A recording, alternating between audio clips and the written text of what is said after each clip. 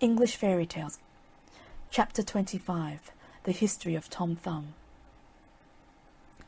In the days of the great Prince Arthur, there lived a mighty magician called Merlin, the most learned and skilful enchanter the world has ever seen.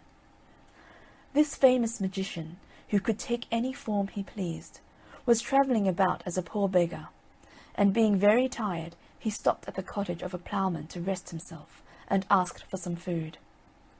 The countryman bade him welcome, and his wife, who was a very good-hearted woman, soon brought him some milk in a wooden bowl, and some coarse brown bread on a platter.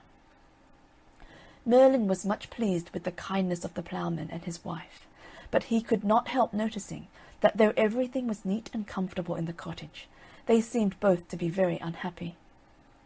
He therefore asked them why they were so melancholy, and learned that they were miserable because they had no children. The poor woman said, with tears in her eyes, "I should be the happiest creature in the world if I had a son. Although he was no bigger than my husband's thumb, I would be satisfied." Merlin was so much amused with the idea of a boy no bigger than a man's thumb, that he determined to grant the poor woman's wish. Accordingly, in a short time after, the ploughman's wife had a son who, wonderful to relate, was not a bit bigger than his father's thumb. The Queen of the Fairies, wishing to see the little fellow, came in at the window while the mother was sitting up in the bed admiring him. The Queen kissed the child, and, giving it the name of Tom Thumb, sent for some of the fairies, who dressed her little godson according to her orders. An oak-leaf hat he had for his crown, his shirt of web by spiders spun, with jacket wove of thistles down, his trousers were of feathers done. His stockings of apple rind they tie, with eyelash from his mother's eye. His shoes were made of mouse's skin, tanned with the downy hair within. Tom never grew any larger than his father's thumb, which was only of ordinary size. But as he got older, he became very cunning and full of tricks. When he was old enough to play with the boys, and had lost all his own cherry stones, he used to creep into the bags of his playfellows, fill his pockets, and, getting out without their noticing him, would again join in the game. One day, however, as he was coming out of a bag of cherry stones where he had been stealing as usual, the boy to whom it belonged chanced to see him. "Aha, my little Tommy," said the boy, "so I have caught you stealing my cherry stones at last, and you shall be rewarded for your thievish tricks." On saying this, he drew the string tight round his neck, and gave the bag such a hearty shake that poor little Tom's legs, thighs, and body was sadly bruised. He roared out with pain and begged to be let out, promising never to steal again. A short time afterwards, his mother was making a batter pudding, and Tom, being very anxious to see how it was made, climbed up to the edge of the bowl, but his foot slipped, and he plumped over head and ears into the batter, without his mother noticing him, who stirred him into the pudding bag, and put him in the pot to boil. The batter filled Tom's mouth and prevented him from crying, but on feeling the hot water he kicked and struggled so much in the pot that his mother thought that the pudding was bewitched, and pulling it out of the pot, she threw it outside the door. A poor tinker who was passing by lifted up the pudding, and putting it into his budget, he then walked off. As Tom had now got his mouth cleared of the batter, he then began to cry aloud, which so frightened the tinker that he flung down the pudding and ran away. The pudding being broke to pieces by the fall, Tom crept out, covered all over with the batter, and walked home. His mother, who was very sorry to see her darling in such a woeful state, put him into a teacup, and soon washed off the batter, after which she kissed him and laid him in bed. Soon after the adventure of the pudding, Tom's mother went to milk her cow in the meadow, and she took him along with her. As the wind was very high, for fear of being blown away, she tied him to a thistle with a piece of fine thread. The cow soon observed Tom's oak-leaf hat, and liking the appearance of it, took poor Tom and the thistle at one mouthful. While the cow was chewing the thistle, Tom was afraid of her great teeth, which threatened to crush him in pieces, and he roared out as loud as he could, "Mother, mother!" "Where are you, Tommy, my dear Tommy?" said his mother. "Here, mother," replied he, "In the red cow's mouth." His mother began to cry and wring her hands, but the cow, surprised at the odd noise in her throat, opened her mouth and let Tom drop out.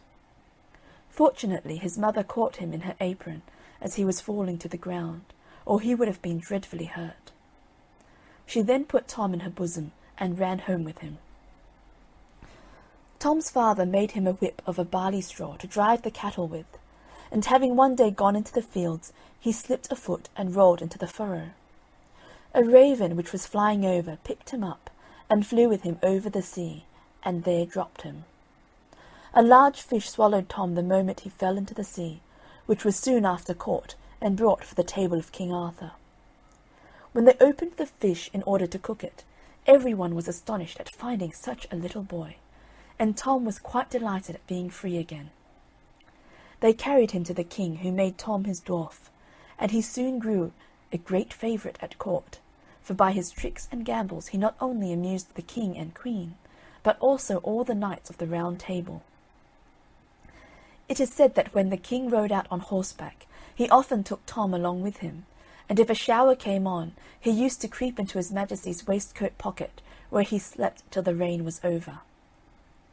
King Arthur one day asked Tom about his parents, wishing to know if they were as small as he was, and whether they were well off. Tom told the king that his father and mother were as tall as anybody about the court, but in rather poor circumstances. On hearing this, the king carried Tom to his treasury, the place where he kept all his money, and told him to take as much money as he could carry home to his parents, which made the poor little fellow caper with joy. Tom went immediately to procure a purse, which was made of a water bubble, and then returned to the treasury, where he received a silver threepenny piece to put into it. Our little hero had some difficulty in lifting the burden upon his back, but he at last succeeded in getting it placed to his mind, and set forward on his journey. However, without meeting with any accident, and after resting himself more than 100 times by the way, in 2 days and 2 nights he reached his father's house in safety. Tom had travelled 48 hours with a huge silver piece on his back, and was almost tired to death when his mother ran out to meet him, and carried him into the house. But he soon returned to court. As Tom's clothes had suffered much in the batter pudding and the inside of the fish, his Majesty ordered him a new suit of clothes, and to be mounted as a knight on a mouse. Of butterflies' wings his shirt was made, his boots of chickens' hides, and by a nimble fairy blade, well learned in the tailoring trade, his clothing was supplied. A needle dangled by his side, a dapper mouse he used to ride, thus strutted Tom in stately pride. It was certainly very diverting to see Tom in this dress, and mounted on the mouse, as he rode out a-hunting with the king and nobility, who were all ready to expire with laughter at Tom and his fine prancing charger. The king was so charmed with his address that he ordered a little chair to be made, in order that Tom might sit upon his table, and also a palace of gold 1 span high, with a door 1 inch wide, to live in. He also gave him a coach drawn by 6 small mice. The queen was so enraged at the honours conferred on Sir Thomas that she resolved to ruin him, and told the king that the little knight had been saucy to her. The king sent for Tom in great haste, but being fully aware of the danger of royal anger, he crept into an empty snail shell, where he lay for a long time, until he was almost starved with hunger. But at last he ventured to peep out, and seeing a fine large butterfly on the ground, near the place of his concealment, he got close to it, and jumping astride on it, was carried up into the air. The butterfly flew with him from tree to tree, and from field to field, and at last returned to the court, where the king and nobility all strove to catch him. But at last poor Tom fell from his seat into a watering pot, in which he was almost drowned. When the queen saw him she was in a rage, and said he should be beheaded, and he was again put into a mousetrap until the time of his execution. However, a cat, observing something alive in the trap, patted it about till the wires broke, and set Thomas at liberty. The king received Tom again into favour, which he did not live to enjoy, for a large spider one day attacked him, and although he drew his sword and fought well, yet the spider's poisonous breath at last overcame him. He fell dead on the ground where he stood, and the spider sucked every drop of his blood. King Arthur and his whole court were so sorry at the loss of their little favourite that they went into mourning and raised a fine white marble monument over his grave with the following epitaph: "Here lies Tom Thumb, King Arthur's knight, who died by a spider's cruel bite. He was well known in Arthur's court, where he afforded gallant sport.